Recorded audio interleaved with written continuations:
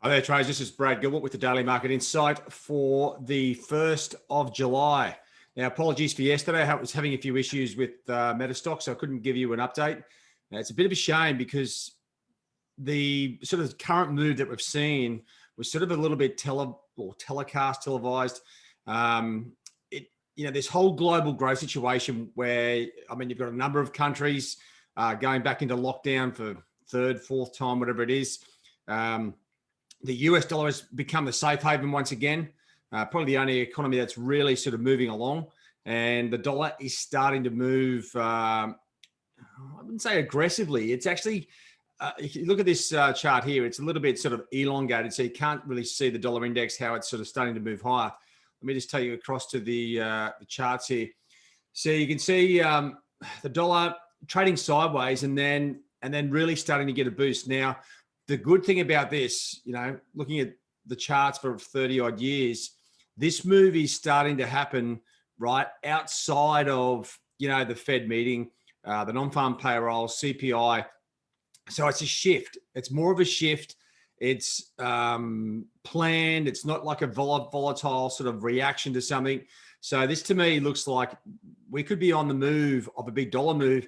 And this can sometimes happen as we're waiting for, like the non-farm payrolls data on Friday will be the confirmation of the move, right? That's what you got to think of. So the dollar is already moving. And as I said, it's moving without any major data. And this is, if you start reading some of the commentaries out there, they'll start pointing towards, the Fed change of monetary policy sentiment. That's a week ago. We saw that initial spike. We had some mixed data. We had some mixed comments out of the Fed, and that diffused momentum. But now we're starting to see the dollar really pick up some speed, and that's around global growth concerns, the US dollar safe haven, as opposed to general macro data out of the US. So a bit of a political situation. So you got to try and isolate and focus on the key data. Now, the Tankan, the big number out of Japan, is out today. Is it going to impact? I'd say there's about a 1% chance, right? The one thing you want to look at is, looking at the US commentary out there that's available, right, on the wrong page. Let me get that on for you. The, US dollar post biggest move, blah, blah, blah. There's always a little bit of hype in there. But what you want to look at is you're trying to get a feel for what's actually happening in the market. Now, you go through this and it's just talking about the data over the last month. It's like, yeah, we got that. It moved, but it didn't really go on with it. So what we're seeing now is the lack of, or the slowdown in global growth goes towards the dollar strength. And now we're sort of coming back towards the non-farm payrolls. Now, one of the issues we have with Metastock at the moment, and I would encourage everyone to keep banging away and complaining to Metastock or Refinitiv, actually. It's Refinitiv own the damn product. Give us back the Reuters polls and the maximum minimums, because that makes it easier for us to work out what's going on. But in actual fact, they are giving us the details here. So if you are looking for Friday's forecast, the forecast is for 700,000 new jobs in June, and the unemployment rate is 5.7%. They're the big numbers to focus on Friday, right?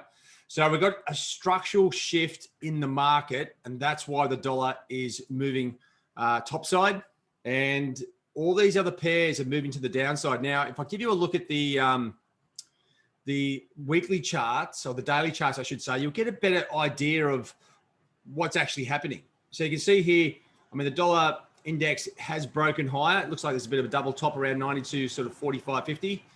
Dollar Swiss is still within recent big ranges, and it's still got a bit of a way to hit that resistance level.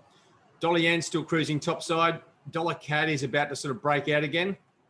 Now, that's in contrast to the rally in oil, right? That's going to be slow down the move in the top side in dollar CAD. Euro is at a key level here, right? Around 118.50, 40.50. It's stalling just at the moment, but it looks for all money like we're going to get this break to the downside. Sterling we had some GDP numbers out, pretty crap numbers yesterday, and Aussie's already broken down, and so is Kiwi. Now, the good thing, the takeaway here, what can we see? Well, I'll tell you what, if I just widen this out a bit, the trading conditions are pretty awesome. Okay, and what I mean by that is, if I just widen these charts out a touch, everything except dollar yen, check out the price action here on all these pairs, right? The dollar is doing exactly the same thing on every major currency pair, right? Dollar yen, the odd one out. Now, that gives me a lot of confidence to go in with the dollar trade, right, on any of these pairs. Now, the best opportunity would be if you could isolate weakness in, euro, sterling, Aussie, Kiwi, or CAD, or strength for that matter, CAD, then you're going to have an opportunity where these things are all going to move at once. They are moving at once. This is pretty close to normal market conditions. Now, what we need is confirmation that what the next move is, when it's going to happen. Now, euro is probably one of the only pairs out of the dollar block which hasn't broken down through that key level yet. Now, you can sort of see here there's a bit of a pivot line here on sort of around 138, the figure on sterling, where it's sort of just been stalling here, right? It's quite like the markets, they want to move, but they just haven't got the confidence. Traders haven't got the confidence to go in and start clubbing these things. Now, when will they get the confidence? Well, this is where it comes back to the data, right? Now, even Thursday, coming into today's trading, keep an eye on the Eurozone unemployment rate. A big blowout there would be good. Euro weakness goes towards that dollar strength. We do have a bunch of key US numbers out today ahead of the non-farm payrolls on Friday. These ones are pretty solid, right? The ISM manufacturing, construction spending, and you've also got that weekly sort of jobless number there as well. Now, this could give us the big lead in to Friday's non-farm payrolls. These come out strong. The dollar's going to shift, I'd say, not like massively aggressively like the non-farm payrolls, but it will start to shift quite considerably. And then we'll have that lead into the non-farm. So all we're looking for is some consistency here. My biggest concern is, or biggest disappointment will come if these numbers come out all week and it diffuses the current dollar move, right? We're looking for a medium to long-term move. All we need is these numbers to come out as expected or a little bit stronger. Friday's non-farm payrolls to come out as expected or a little bit firmer.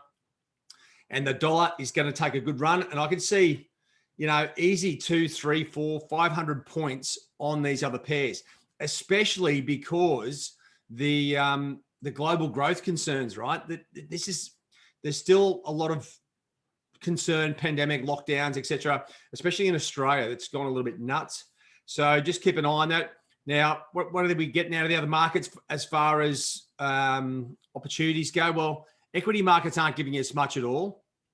The bond markets, there's been a bit of a shift in the bond markets. They are expecting some sort of interest rate changes out of the Fed, right? So keep an eye on this. I think they were referring to the 2-year as well as being one of the sort of key catalysts. There's like the shift in the price or the yield of the the top one there. The 2-year is suggesting a shift in interest rates, and that's an underlying shift in the market. It supports the current move, with the global growth concerns.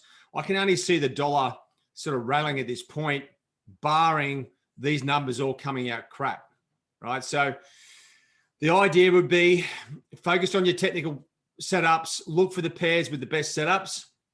Now, if we get a big dollar move, as I was saying, like euro looks like prime to drop down. Euro, that could be the catalyst for the entry to get into some of these pairs because they are sort of in the middle of nowhere. A little bit higher risk when you are trading when there's no sort of trend lines around. But I tell you what, momentum is the key to it. And if we get direction and fresh momentum from the data, then we are going to have clear opportunities to get in, at least take some cash out of the market or hold the position a little bit longer. Of course, I'd be squaring up ahead of the non-farm payrolls. It's all about risk appetite and your own risk profile. But going into the non-farm payrolls with a position is problematic because liquidity disappears and it can get very haphazard very quickly. Anyway, I'll cover more of that tomorrow. So the good thing is today we've got some, the market's got clear direction. We've got some opportunities in the market. We've got some US numbers coming out today. So focus, especially in that North American session. During that European session, there's some, like the TANCAM will sort of dominate the Asian session, but I can't see it moving. And I mean, hasn't moved for years. The German retail sales, will Swiss CPI do anything? I can't imagine it, but expect the unexpected from the Swiss National Bank. They don't mind telling a few lies. As we saw on January 15th, 2015. All right, so that's pretty much it, guys. There's a little bit of dribble out of Europe. The big stuff's going to come out in the US session. We've got clear direction coming up. Non-farms is the key. We might get a good lead in today. Keep an eye on that data. All right, guys, have a good one. Cheerio.